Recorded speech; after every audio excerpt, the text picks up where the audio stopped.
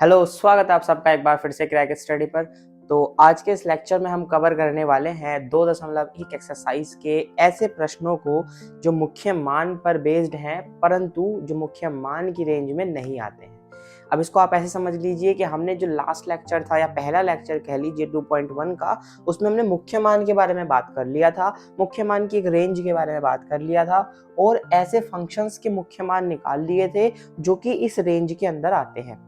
ठीक है, लेकिन कुछ क्वेश्चंस हमारे वहाँ पे छूट गए थे या कह लीजिए कुछ इस प्रकार के जो प्रश्न थे वो हमने नहीं करे थे जिसमें जो मान आता है वो मुख्य मान की श्रेणी में नहीं आता है। तो चलिए आज का लेक्चर हम उसी पर बेस्ड है, तो चलिए शुरू करते हैं आज का लेक्चर बिना किसी देरी के। लेक्चर हम शुरू करेंगे एग्जाम्पल नंबर 2 के साथ और फिर जाएंगे 2.1 एक्सरसाइज के उन बचे हुए क्वेश्चंस पर। आइए देखते हैं। तो सबसे पहले देखते हैं एग्जाम्पल नंबर 2। देखिए दूसरा उदाहरण जो है वो भी मुख्य मान का ही बेस्ड है।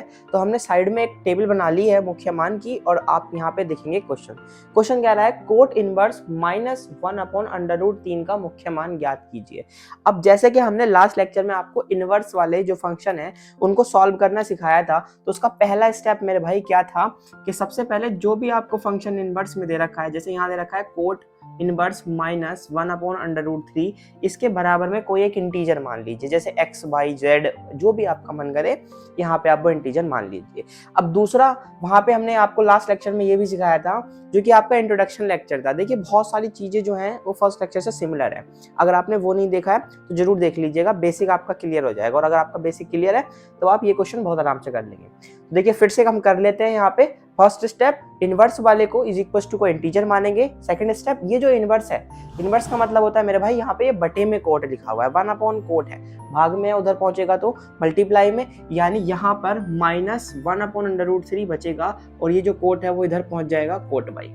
Step number 2 complete. उसके बाद स्टेप नंबर 3 में हम ये चेक करते हैं कि जो ये वैल्यू दे रखा है, जैसे 1/√3 दे रखा है, माइनस को अगर हम थोड़ी देर के लिए भूल जाए तो 1/√3 कोट जो हमारे यहाँ पे ट्रिग्नोमेट्रिक फंक्शन है कोट है, तो कोट के टेबल में कोई ऐसा मान है क्या जो 1/√3 देता है? सबसे पहले हम ये देखेंगे।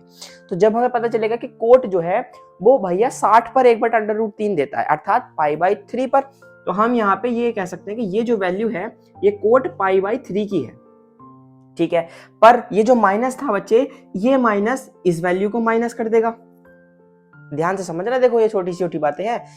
1/√3 वैल्यू होती है कोट π/3 की। यहाँ पे मैं आपके लिए लिख देता हूँ अगर आपको थोड़ा बहुत भी कंफ्यूजन है तो। कोट π/3 और π/3 का मतलब होता है कोट 60। कोट 60 माने 1/√3। कोट जो होता है tan का उल्टा होता है, tan जो है वो मेरे भाई 60 पर √3 होता है, तो इसलिए कोट 1/√3 होता है। ये टेबल में मैंने आपको अच्छे से समझा दिया था। ठीक है, 1/√3 मतलब कोट π/3, लेकिन ये जो माइनस है ये बाहर आ जाएगा तो is equal to cot by. अब ध्यान से समझना, जो माइनस है बच्चों, कोट का फंक्शन ये कहता है कि अगर इसके बाहर माइनस है या इसके अंदर माइनस है तो वो माइनस बाहर आ जाता है, कुछ इस तरह से। यानी कोट के एंगल में अगर -y दे रखा है तो वो माइनस के कोट y लिखा जाता है। तो same as it is minus cot y को हम लिख सकते हैं कोट -y, यानी हम यहाँ से इसको ये बोल सकते हैं कि ये जो वैल्यू है ये कोट -π/3 की है, जो कि -1/√3 है और बराबर में आ गया कोट y। अब यहाँ पे हम चेक करते हैं मुख्य मान। देखो कोट का मुख्य मान टेबल का अकॉर्डिंग 0 से पाई जाता है और r मतलब रियल नंबर। अब 0 से पाई का मतलब है 0 से 180 अंश तक जाता है। अब -π/3 का मतलब क्या है? -60। अब जब एक बार बताओ मुझे, रेंज अगर मैं आपको बना करके दिखाऊं तो 0 से शुरू होगी 180 पे खत्म होगी, क्या कहीं भी -60 पड़ेगा? तो आपका जवाब होगा नहीं, क्योंकि भैया -60 तो 0 से इधर पड़ेगा, हम तो राइट जा रहे हैं। तो हम इस -60 को कन्वर्ट करेंगे प्लस में। अब प्लस में कैसे कन्वर्ट करेंगे? तो यहाँ पे आपका काम करता है अष्टक रूल, जिसके बारे में मैंने आपको पहले भी लेक्चर में बता दिया था। तो देखो अष्टक नियम क्या कहता है कि ये देखो मान लीजिए 4 चतुर्थांश है, तो यहाँ पे चतुर्थांश का नियम कार्य करता है कि देखो 4 चतुर्थांश में पहले में ऑल पॉजिटिव, दूसरे में साइन पॉजिटिव, साइन का रेसिप्रोकल कोसेक पॉजिटिव, तीसरे में टैन, टैन का रेसिप्रोकल कोट और चौथे में कोस और कोस का रेसिप्रोकल सेक। ये चारों चीजें पॉजिटिव होती हैं। एंगल की बात करें, पहले में 90 माइनस थीटा, दूसरे में 90 प्लस थीटा, तीसरे में 180 प्लस थीटा और चौथे में 270 प्लस थीटा। 90-90 जुड़ता चला जाता है। यानी अगर मैं आपसे कहूं, देखो आपने एक प्रॉपर्टी वही पढ़ी होगी, मैं बहुत ज्यादा डीप में पढ़ा रहा हूँ, बहुत बेसिक में। बच्चों अगर माइनस है और उसको एक और माइनस दे दिया जाए तो वो प्लस हो जाता है। ये हम बहुत पढ़ते हुए आ रहे हैं, 6, 7, 8 में हमने यही चीजें पढ़ी हैं कि भैया अगर माइनस माइनस है तो वो आपस में प्लस हो जाते हैं। तो बस इसी चीज को जरा यहाँ पे गौर फरमाइएगा, ये ऑलरेडी कोट में माइनस है, मुझे बनाना है प्लस, मैं इसको एक और माइनस देने की कोशिश करूंगा। अब एक और माइनस कैसे दिया जा सकता है, देखो कोट जो है वो पहले चतुर्थांश में पॉजिटिव है, तीसरे चतुर्थांश में पॉजिटिव है, यानी कि अगर मैं ये जो फंक्शन, ये जो वैल्यू लिखी हुई है, इसे दूसरे या फिर चौथे चतुर्थांश में भेज दूं, जो ये कोण है -π/3, अगर मैं इसको दूसरे या चौथे चतुर्थांश में भेज दूं तो ये जो वैल्यू है बच्चों, ये और एक और माइनस मिल जाएगा इसको, और वो माइनस इस वाले माइनस के साथ प्लस बना देगा। ठीक है, तो हम इसको दूसरे चतुर्थांश में ट्रांसफर करेंगे। अब दूसरे चतुर्थांश में कैसे ट्रांसफर करेंगे, अब देखो ध्यान ये रखना है बच्चों, दूसरे चतुर्थांश में एक तो आता है 90 प्लस थीटा और दूसरा आता है 180 माइनस थीटा।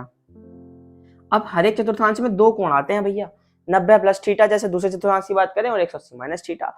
अब यहाँ पर अगर मैंने इसमें 90 प्लस थीटा लगा दिया तो कोट है और 90 पे निष्पत्ति बदल जाती है। हमें पता है वाई अक्ष पे जितने भी हैं 90 270 प्लस माइनस पे निष्पत्ति बदलेगी, ये भी मैंने आपको बता दिया है। और ट्रिग्नोमेट्री के शॉर्ट्स इस सारे से रिलेटेड मैंने अपलोड कर रखे हैं दूसरे चैनल पर, जिसका नाम है ट्रिग्नोमेट्रिक शॉर्ट्स। आप नीचे देख लीजिएगा, डिस्क्रिप्शन में उसकी लिंक आपको मिल जाएगा।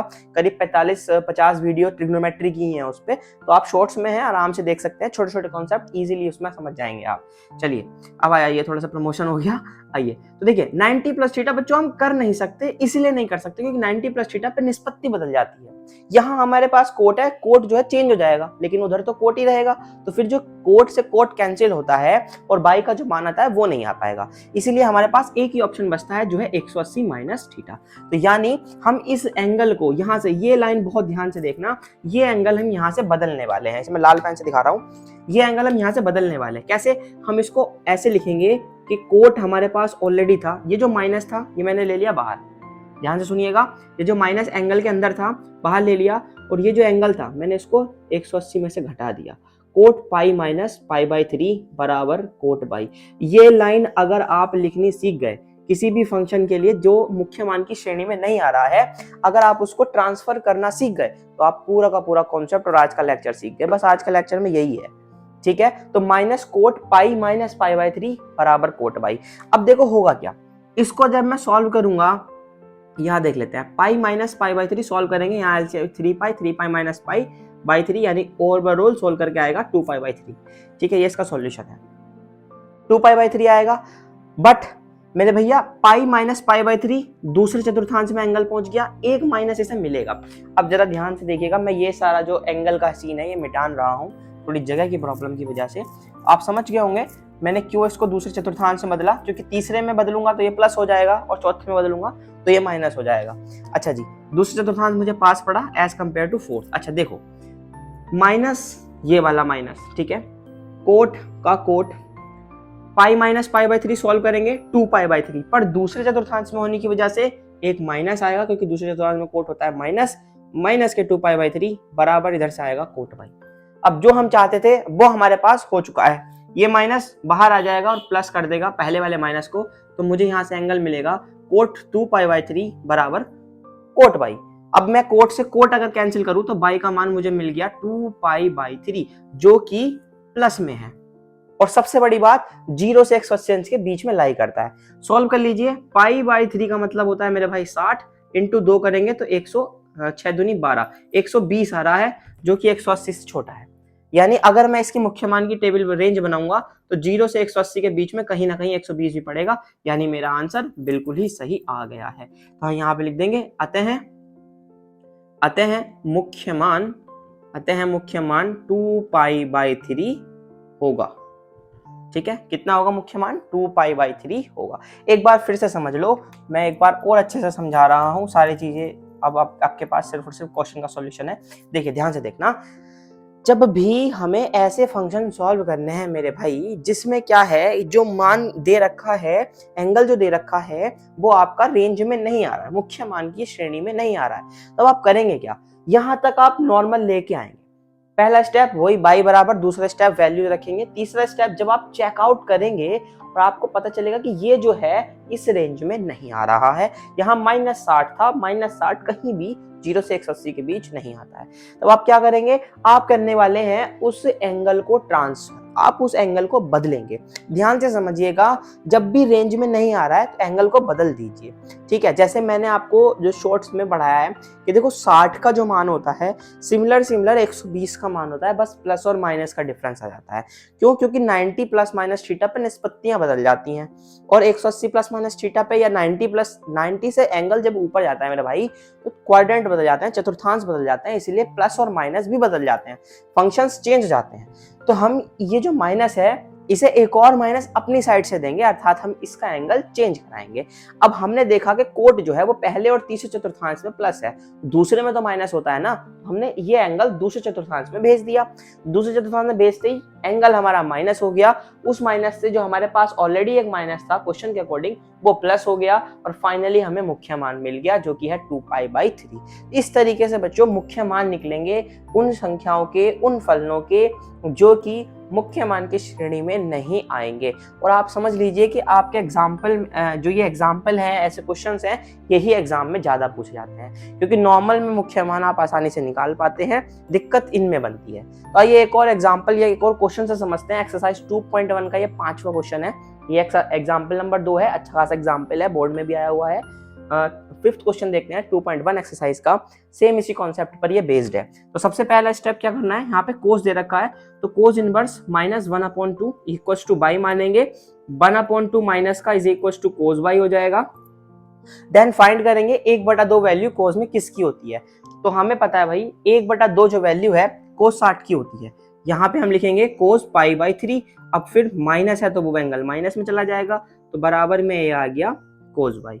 अब उसके बाद हमें पता है कोस में भी देखो, अगर मैं यहाँ से डायरेक्ट इसका मान निकाल के लिख दूं तो बाई बराबर -π/3 दिखाई दे रहा है, बट कोस की मुख्य मान में कहीं भी माइनस नहीं आता है, 0 से 180 ये है -60, तो वैल्यूज का मतलब हमें चेंज करनी पड़ेगी। चेंज करने के लिए फिर से हम क्वाड्रेंट देखेंगे, तो ASTC कोस जो है पहले में पॉजिटिव, कोस चौथे में पॉजिटिव, दूसरे और तीसरे में किसी में भी चेंज कर दो ये निगेटिव ही रहेगा।